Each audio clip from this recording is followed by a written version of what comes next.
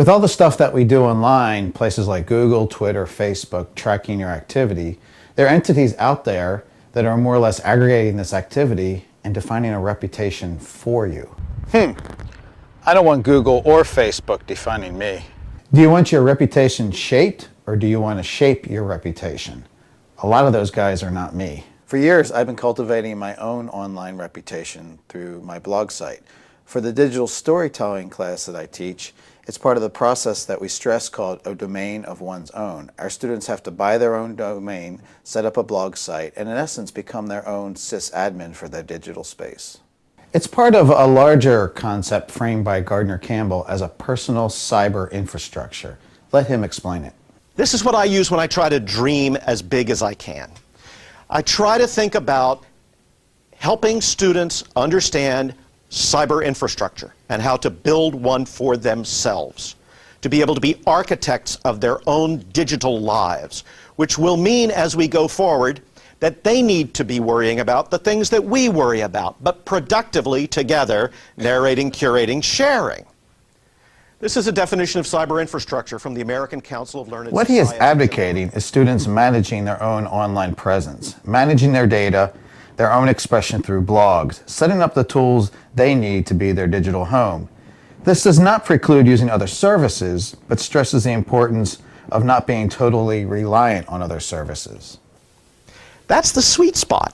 It's not just the network, it's more specific than that, yet it's not so specific that it's simply the tool you use for a particular project or a domain.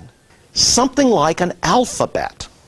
We don't just want to do a field of dreams approach. It cannot just be setting up the technology. It needs to be part of the entire learning process.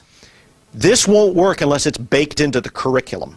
I don't want you to think that what I'm proposing is that kids just get assigned these web spaces and that's it, and they will somehow magically, through tinkering, come up with good stuff.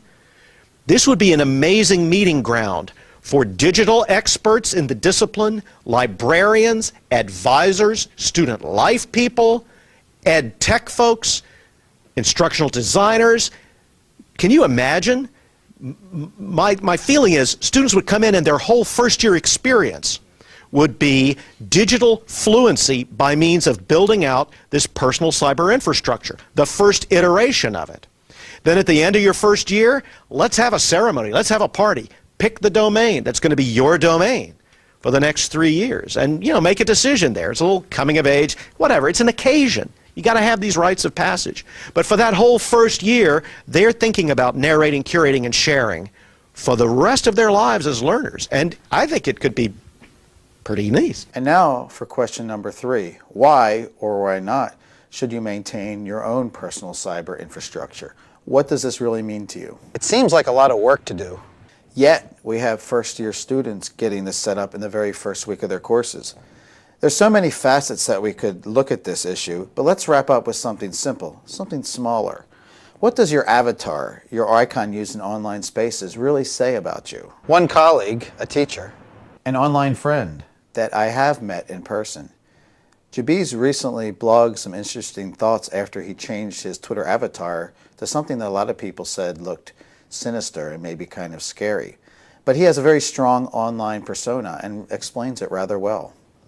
Because this image, the look in the eye, the beard, the lighting, the mood, the tone is how I felt yesterday.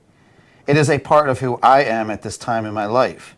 I have spent lots of energy creating authentic flashes of who I am to build my online persona. I am not a photoshopped headshot, all smiles and professional looking. No offense to those of you who use professional headshots. Sometimes I am a silly dad. Sometimes I am who you see above. I love seeing the various phases of who I have been, who I am, and who I might become, every time I see images of myself reflected back from the interwebs. And that is question 4. Who are we in this space where the online world is not distinctly separate, where they merge together, where the boundaries are not quite as clear?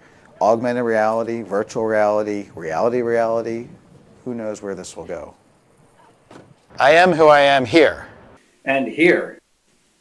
And these are all facets and combinations of my own self.